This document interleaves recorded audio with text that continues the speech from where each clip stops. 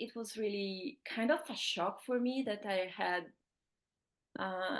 been trained in the best way that people in a Western culture think. Like I had gone to university, I'd lived in big cities in Europe, like high education, and I didn't know anything about my fertility.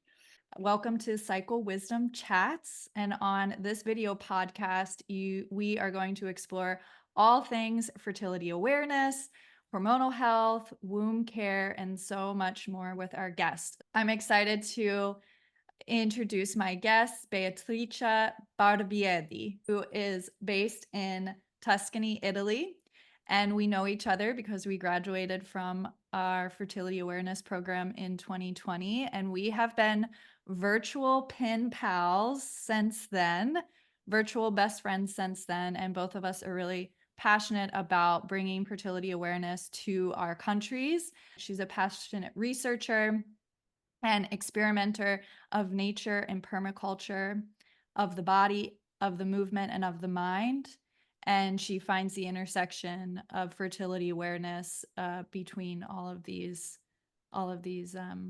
pieces. Hi, everyone, and thanks, Mary, so much for inviting me and for introducing me. I'm so happy to be here. Yeah. Thank you so much, Bea. Well, let's jump in and let's start with a practice that Bea and I did, and we still do for that we learned from our teacher, Sarah Bly. We both graduated from the Well Body School of Body Literacy, and we used to start each class by doing cycle check-ins, and it's become a staple in my life, and it's also become a staple in my friendships with people that also track their cycles. And I find that often the first thing I want to know is, where are you at in your cycle and what's going on, for you in your cycle. And so if you're feeling comfortable to share whatever you'd like about where you are in your cycle today, Bea. Yeah, it's funny because I thought you might ask me this question and I had to look at my chart. So I think that I like about fertility awareness is that the awareness that I have on my cycle, but then sometimes I don't put my mind on it and I just forget about it.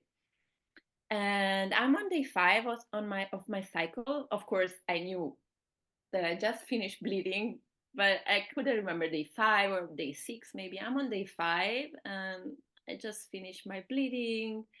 Um, and I'm feeling this active energy, full of creativity and ideas rising. Awesome. Yeah, thanks for sharing.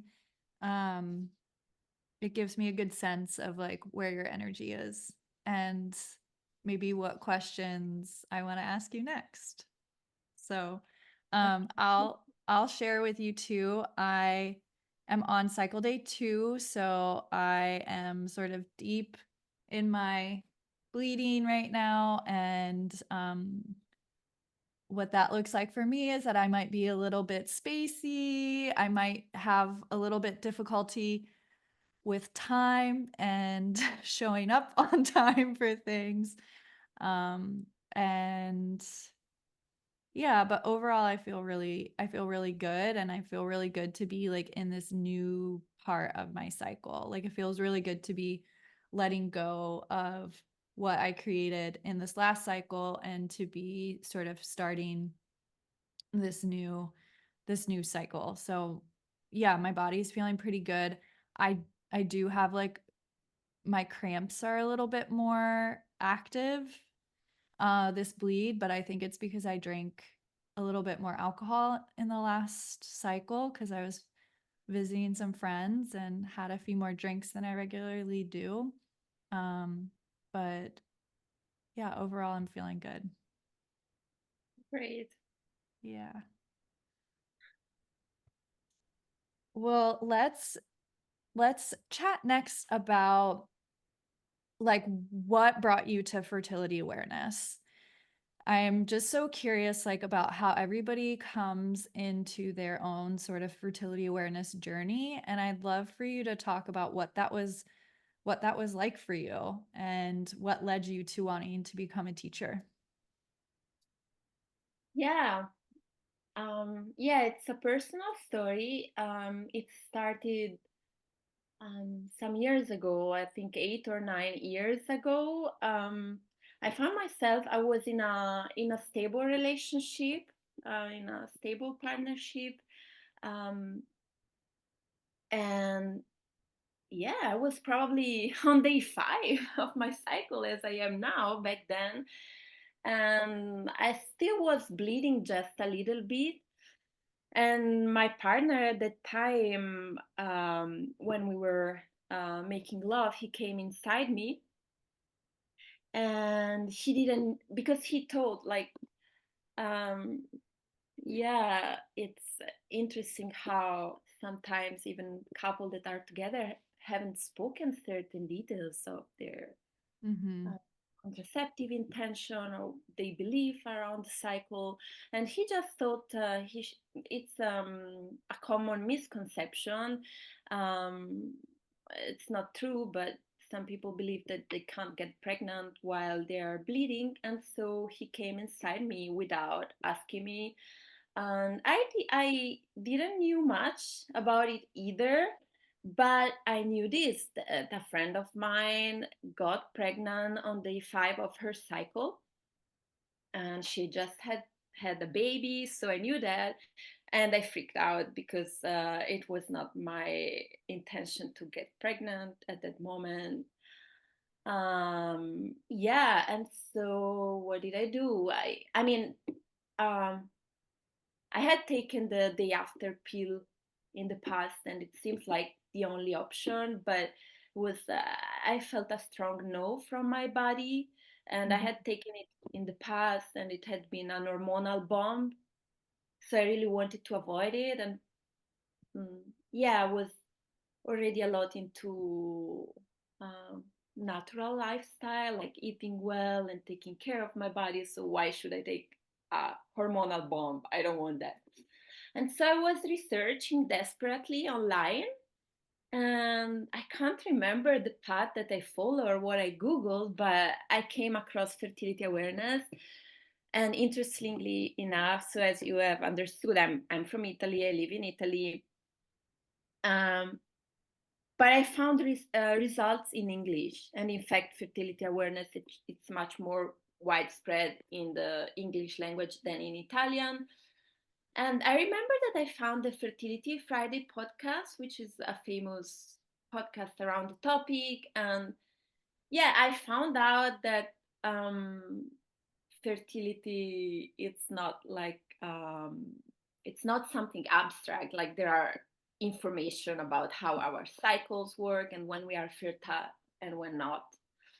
And that was mind blowing for me. And at that time, in that circumstance, I made a guess because, of course, to know what applies to your cycle and your fertility, you need to be charting your cycle, which I Right. wasn't doing. But Yeah. I made my best guess and I took my decision, which was not to take the pill. And since that, I started to study the fertility awareness method, first through books. And then it was really kind of a shock for me that I had been trained in the best way that people in a Western culture think. Like I had gone to university, I'd lived in big cities in Europe, like high education, and I didn't know anything about my fertility. And this was a big call for me to learn for myself, and then consequently to say other people need to know about that. And that's why I wanted to become a teacher. Yeah. Yeah. Amazing. Thank you so much for sharing. Yeah, Yeah, thank thank you so you. much for A sharing. long time I wasn't telling this story, and yeah, it's Yeah. a lot of life experiences, even if it's 9 years ago now. And as it often happens, like from mistake and crisis time, opportunity come. Mm, Yeah, and I also feel like just the story highlights your intuition and how strong your intuition was during that time where you like, it was something that happened with your partner that wasn't aligned with what you wanted, and then you also, your intuition was telling you that you didn't want to take the morning after pill, and that there was something else, right? That like that drive to like to that I feel like is within all of us, Yeah. that we know that there's another way to understand our bodies intimately. Yeah, yeah, that's right. I feel that's super important and that we have intuitions more often than we think. But today we are so much bombed by information that for our minds today it's also very useful to have concrete knowledge, and it Mm-hmm. helps us to take grounded decision then. Mm-hmm. Yeah. Yeah, I can relate to that. I can relate to that in terms of my own story of coming into fertility awareness was similar in that I had an experience with a partner, and found out I had an unplanned pregnancy, and knew that that wasn't what um, I wanted at that time in my life, and went through a pretty traumatic experience, to go through a clinical abortion. And after that, while I was healing from that, there was this deep, deep desire to like reconnect to my body, reconnect to my womb, and reconnect to my cycle. And so I also like did the deep research dive, and I was trying to find any information I could. And I learned a lot about like the moon phases and the lunar cycle. And um, I also I also feel so similar, where I also have higher education, and I didn't know any of this. Like I didn't know anything about really my reproductive health or my cycle. Um, and I had stopped taking my birth control pill because I didn't like the way it made me feel. And so, but I didn't have any other options back then.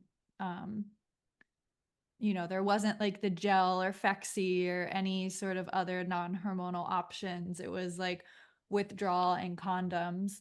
Um, those were sort of my choices. And so after that experience with having this, yeah, going through the abortion, I felt like I needed to like dedicate myself to just rediscovering my body again. Um, and so that led me to finding Sarah Bly's program. And then I taught myself with taking charge of your fertility. And then I took a class with a educator, and then I started Sarah's program. And then I just can't even imagine not charting my cycle. Like I don't know who I would be without that sort of baseline foundation of inner knowing, of like understanding where my emotions are coming from, understanding my energy, understanding my needs. Like I don't know how I was doing it before. Probably not super well, right? Like now I know, like even if I have uncomfortable emotions or emotions that I feel like are more coming from like a hormonal place, I understand that there's a cyclical nature to them. Like I have so much more acceptance for my that I'm not static. Like I'm this dynamic, like wild creature, wild woman that's constantly in flow. And it was like this like deep permissioning to just like be in that flow state, rather than feeling like I needed to like show up in the exact same way every single day. Yeah, I totally understand that, and relate to that. I also sometimes I would like to go back in 15 years and remember how it was to live without charting my cycles. I don't know it anymore. It's like so obvious to me to know where I am in my cycle. And I also like very much that when I see my ovulation happening and I confirm that I know when I will be bleeding. And that's also something that has become supernatural to me and super important at the same time. Yeah. I know we didn't talk about talking about this, but since we're talking, since I'm bleeding and you just mentioned, you know, using your cycle to understand when you are going to bleed, I'd love for you to share, if you want to, a little bit about your menstruation retreats that you've been experimenting with, and what that's been looking like for you. Uh, yeah.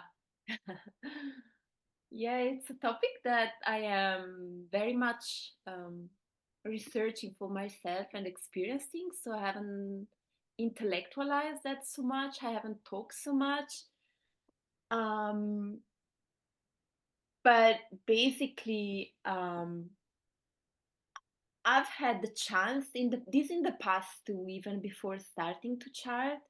I've had the chance to spend menstruation in nature, like in really beautiful places, at rivers or where there weren't many humans, and in those moments I found a deep connection between body and soul and nature, and this memory has stuck in me in a way.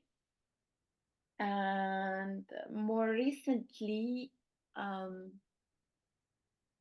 I think, I mean, of course, now I've learned a lot and studied a lot about what happens in menstrual time, also at an hormonal level, and it's a great opportunity for the body to rest and release.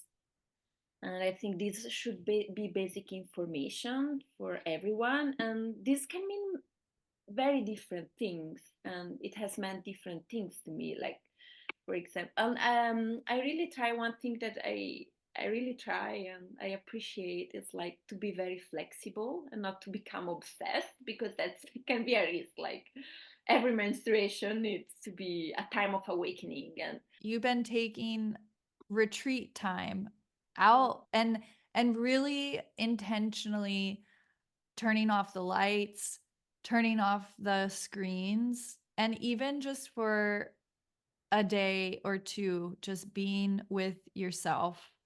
For me personally, I think when I'm bleeding, it just, the sensitivity is even more heightened. Mhm. And so, yeah, if you're open to sharing, just there, I feel like you had some really an impactful experience the last time that we spoke, when you turned off all the lights and turned off all the screens, and like what that felt like for you and your body.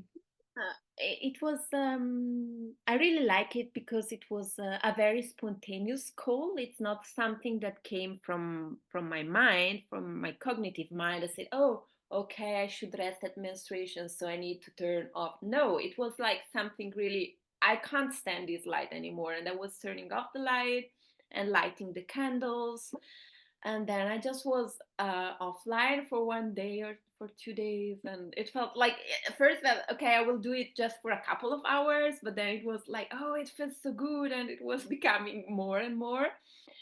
And interestingly enough, I was reading at the time a book about the process of birth and Mm. how women in labor enter this altered state of consciousness, and um, how many um, external elements of our modern life, for example, light and noises, can disturb them.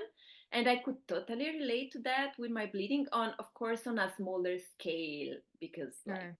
yeah, I mean, birth is like some, much more stronger, but on a smaller scale, it made sense that it was something similar. And there is also an important cocktail of hormones which is released at menstruation, and which brings us naturally in a more transcendent state, like oxytocin, for example. It's a very powerful one.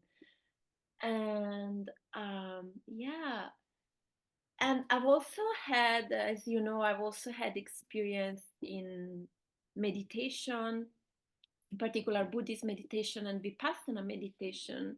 So I came very easily in a state that it's similar to the state of quietness and emptiness of the mind that I reached through after many days of Vipassana. And that was more like kind of elevator, like going quickly there.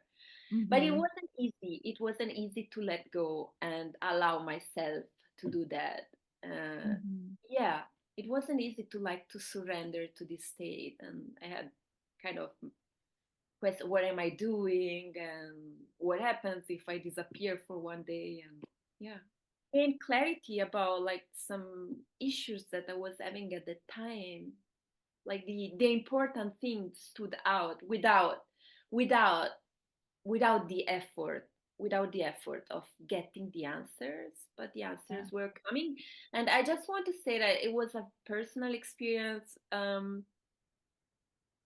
uh, but it's an experience that also other menstruators have had, like um, about the topic. I recommend the book Wild Power by Alexandra Pope and Siani Hugo Wurlitzer from Red School. And that's a whole book of experiences and people around menstruation and transcendent during bleeding. Yeah. It's beautiful when we can align with our cycle like that.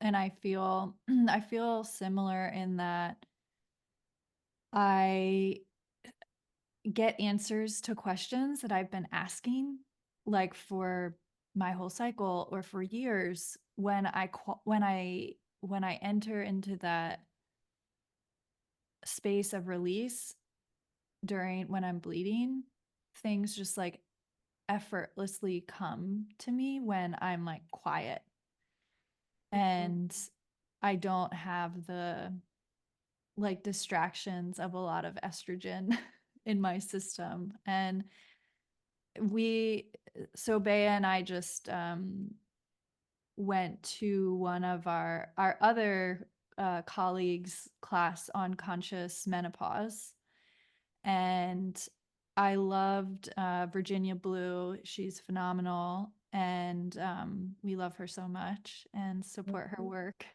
And she's doing some really amazing work around menopause as a spiritual and initiatory process. And I feel like this the cycle is that way, that has this sort of initiatory energy, like monthly initiatory energy, right? Birth is that initiation and has like these different stages of labor and birth, that is like that initiatory process. And then menopause, like entering into these non-fertile years, or non-reproductive years, is that also goes through this like initiatory cycle. And so I feel like as we're just, having our sort of regular cycle, it's like we're building these layers of knowing within us of what like that initiation process, like of the creation that's happening in the beginning of the cycle, the follicular phase, that expression of creation during ovulation. And then if conception doesn't happen, right, we're also like mourning, we're letting go, we're releasing, we're accepting death.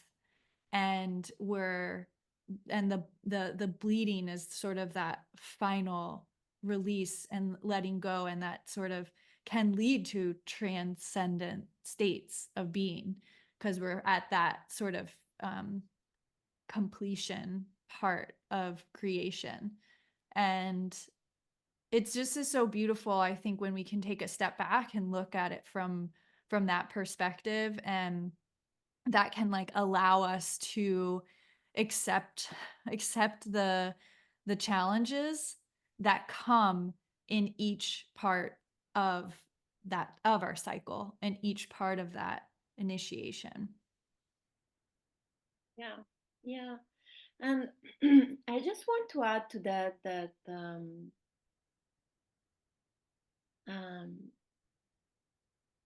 I don't think that people need to get into such retreat to necessarily have the benefit. Like, I remember some bleeding when I didn't have the opportunity to be in that space, and still I had this moment of release and quietness and clarity. Um, I think awareness it's good to just um, be with this process, but it Mm-hmm. doesn't necessarily always need a lot of time or a lot of time alone. Yeah, Mm-hmm. it's happening anyways within us.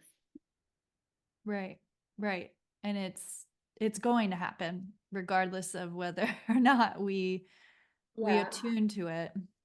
but of course, on the other end of the spectrum, and that this is real too. Like, if I think if you don't care at all about your bleeding, you might likely pay a price of it. I say might because everybody's different and we're all in different phases of life, in different ages with different needs. And for example, sometimes working a lot can feel more nourishing than not working at all. So I'm not saying that sleeping all day it's better than working a whole day, but definitely if probably if menstruation is completely neglected by somebody, it will ask a price for that, you know. Uh, Mm-hmm. Yeah. Yeah, and I think a lot about um how we relate to these certain energies is going to impact how we feel at different times of our cycle. So I know a lot of people talk about the seasons of the cycle, and they talk about how menstruation is always winter. Um but what's our relationship to winter, right? Some of us love winter, right? We can't wait for winter. Like we just can't wait to like bundle up, go outside, like listen to the quiet snowfall if you get snow where you are, or if you can imagine it, you know. Whereas some other people are like, I can't, like I don't, there's no, I have such a disdain or a dislike for that seasonal period. and and and then I'd be curious how they relate to their period, you know, how they relate to their menstruation. um so I think there's a lot of parallels in not, and that we don't necessarily all need to have the same behaviors in the same part of our cycle, but it's more about the relationship that we have to the that sort of process or part of the creative process. You know, some of mhm. us really love the beginning phases of creation where we're like, idea, idea, idea, right? Like we just have all these different ideas. Some of us love that. And then other people love that like pinnacle of presenting our creation to the world, you know?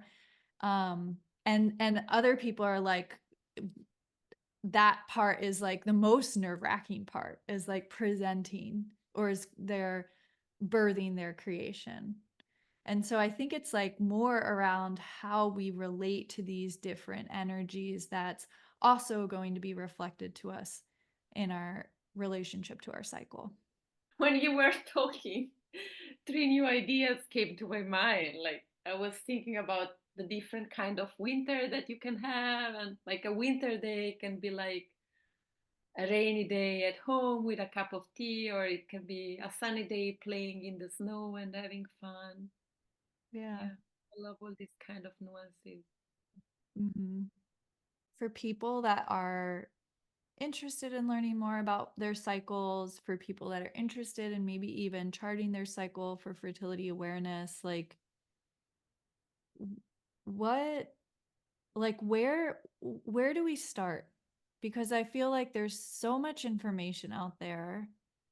Mhm. There's so many people telling you what your cycle should be like and what your relationship should be like to your cycle.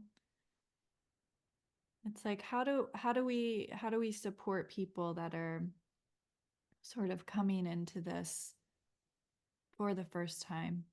Yeah, it's a good question. And I have like two levels because I'm thinking about the scene in the United States and the scene in Italy, which is a bit different. You definitely have more fertility awareness educator and way more information in the United States, and in Italy, much less. So much less opportunity to study fertility awareness and um, more of you know, I think that one of the main role of fertility awareness is like get rid to prejudice around the cycle. So and unlearning what society has told, like for example, that you can get pregnant on every day of your cycle, not true. So Right. without fertility awareness and without a lot of luck, you stick to that information. But anyways, wherever people are, I would start. I mean, I was saying that I would start with a fertility awareness educator because now, after having become one, um, I know how much we learn and we study and how much can we offer. So yeah, finding an educator, it's a great option. Um, and and at the same time, I was starting with a book, and you too, and we were both starting with taking charge of your fertility. So starting with a book can be a good option too, if there are good books in your language. And fortunately, in English, you have good books. And for me, it was I just enjoy the practice, and I love to experiment with my body. So I think that's a great attitude, to just have fun with it and try with your body, and there is nothing to lose. Of course, if you come to a point where you want to practice that for contraception and highly effective contraception, of course you need to know what you're doing. Um, but in the first month or two of charting, it can be it can all be just curiosity and exploring your body. Yeah. Yeah, I love that. I love that recommendation. I love that feedback. And I think for some people, they come to this practice with a lot of fear and nervousness and anxiousness around um, what tapping into their body is going to feel like, what tapping into their cycle is going to feel like, especially for people that have a history of really painful cycles, or history of traumatic pregnancy release or a miscarriage. And that is part of this practice as well, right? Is like the um, holding the power of our bodies to go through these different transformational spaces and finding that trust in ourself again. I think a deep part of this practice is trusting ourselves and trusting our wisdom, trusting our body, and like trusting what we see, and having the right education, right, to tell us, to support us in those interpretations. um but yeah, I think for a lot of different reasons, many of us don't trust our own intuition, our own experience, our own bodies. And so I think that is like a huge part of what this practice has given back to me. Yeah.